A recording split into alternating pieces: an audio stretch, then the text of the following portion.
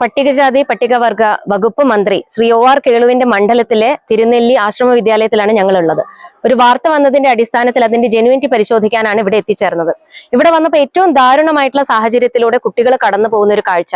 127 കുട്ടികൾക്ക് 3 ക്ലാസ് മുറികളാണ് കിടന്നുറങ്ങാൻ അനുവദിച്ചത്. അതായത് ഒരു മുറിയിൽ 40-ൽ കൂടുതൽ കുട്ടികൾ.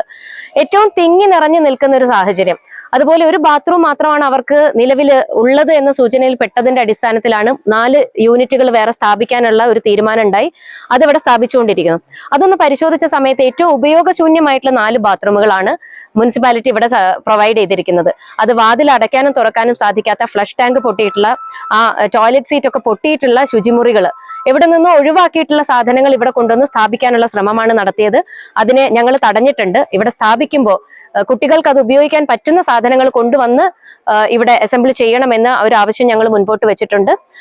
അതുപോലെ തന്നെ കുട്ടികൾക്ക് ബാക്കി സൗകര്യങ്ങളൊക്കെ തീർച്ചയായിട്ടും അവരുടെ മാനസികവും ശാരീരികവുമായിട്ടുള്ള വെല്ലുവിളികൾ നേരിടുന്ന തരത്തിലേക്കാണ് ഇത് പോയിക്കൊണ്ടിരിക്കുന്നത്.